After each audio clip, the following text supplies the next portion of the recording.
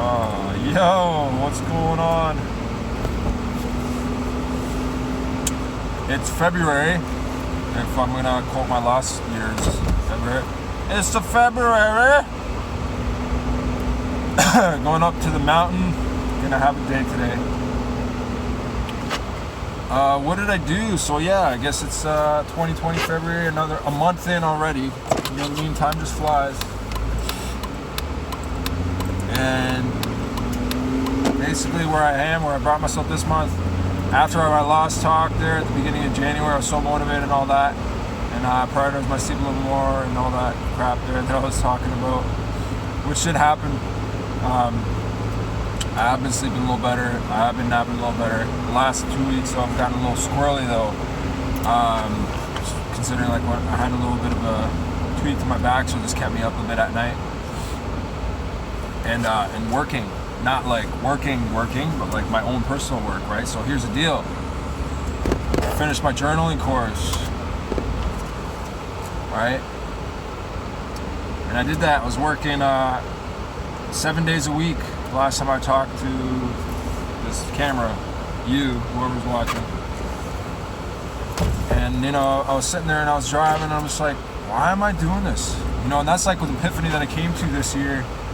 Especially with the Camino, is really understanding why you're doing things, right? And last year I was working as a lifty and I was doing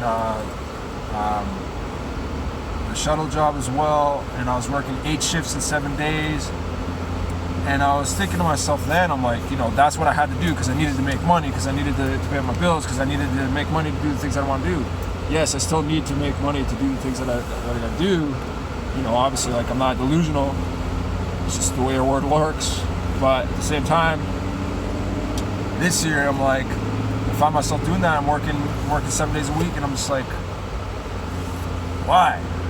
You know, that I could do so much more with, you know, if I redirect my time a bit better. That's not saying take a day off and do nothing. That's not what I'm saying. What I was saying was, why am I doing this? Because this isn't contributing to anything that's going to actually serve me in the long run. Sure, it's giving me $1, but like, I'm just reinforcing the same old habit of just being forced to work for $1. You know what I mean? Like, it's not doing anything for me. So I took one day, Tuesdays, today, devoted just to me and the things that I'm going to do. Yes, it doesn't change because I'm still going up to Half Mountain. Obviously, it's a priority. Being physical is a priority, but the rest of the day spent to me. I catch up on the things that I got to do around the house, my own personal errands, but most importantly, I go sit my ass down at Starbucks or wherever the hell else, have my coffee or tea, and I put in work towards my own invested vision with literature in this case, but if it was for you, it's whatever your personal goals are working on to. I mean, it could be anything you want to do, but for me, in order to, you know, to be in line with the visions that I'm chasing, that's what I do. I chose to do that. And as a result, you know, I did a 30,000 word ebook there on my crash course journal, which is like a work in progress too, because this is the first edition. It's pretty complete, but I feel like there's some things that potentially I might have missed out on, but I'm gonna add to it slowly as it goes. But it's ready to be out there, you know, and I'm super excited to share it. And that happened. And is it ever great, you know? Anyways, been having a lot of great conversations with people, you know, regarding the type of stuff that I've been talking about in my journaling courses, like empowering yourselves, right? And I've been having a couple of conversations with a couple of people that are in my circle here, and asking, you know, like life choices for themselves, just trying to help them solve the problems. Like, I'm not solving your problem, I'm just like asking you questions, and we're talking about it together for you to solve your problem, right? And it was coming down to work related. It's just like, and it's always the same thing. It's like, do I take this opportunity because it means more money? Or do I take this opportunity, or do I keep things where they are because it means I can have more freedom? Such a common question. Like, who doesn't struggle with that? You know what I mean? And then you know, the perfect example, as I said, is like, well, look at the people in front of you, ahead of you, that are in the same role. It's like, is that who you want to turn into? No offense to them, they might be a great person, and they might be completely satisfied and completely happy with your life. You never know, right? But it's like what they represent to you. Do you want to become that person?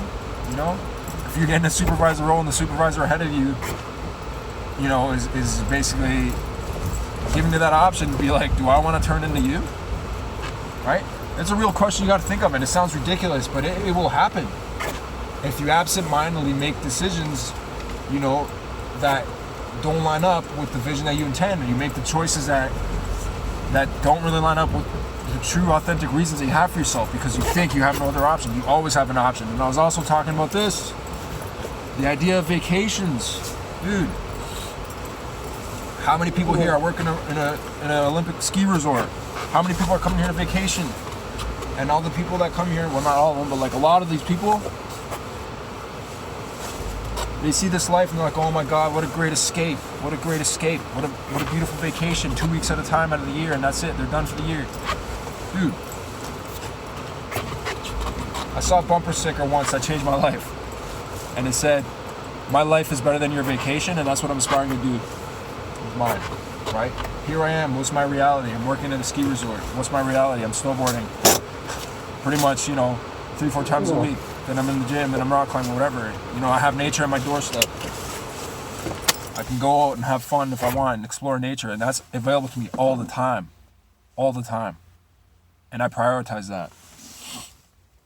You know what I mean? You know, like, this isn't an escape for me. It's my reality.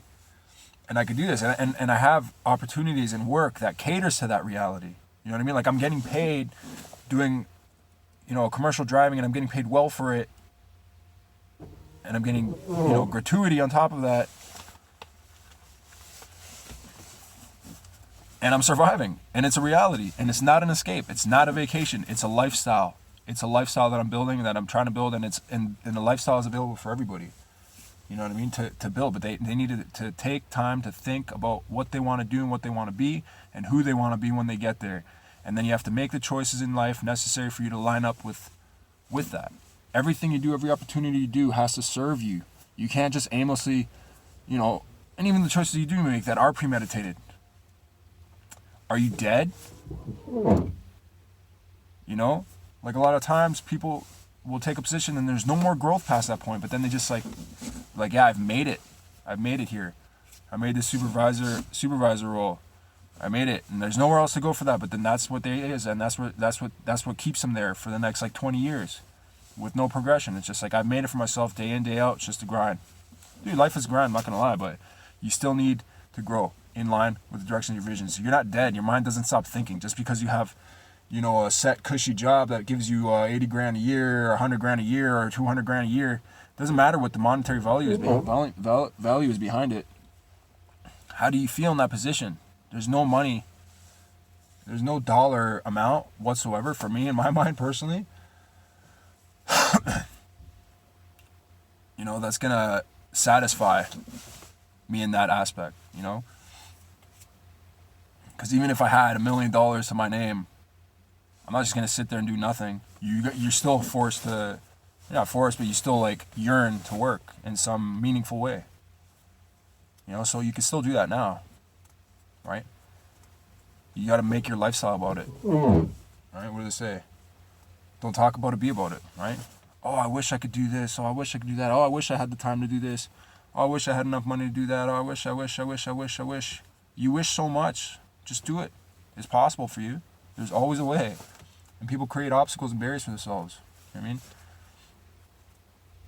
I don't have kids, and I'm sure, yeah, it gets a little bit trickier and difficult once you have kids, but that's one of the biggest excuses I used to hear from a lot of people that I used to train, personal training, or in the gym or whatever. Oh, my kids, this and that. Yes, for sure. Definitely prioritize your kids, man. I don't have kids. I can't talk nonsense about it. And I had this conversation with somebody else the other day, and he said, oh, about my Jeep, right? He's like, oh, yeah, you got a Jeep? He's like, yeah, that'll get rid of once you get married and have a couple kids. That'll change real quick. I'm just like, no, it's not.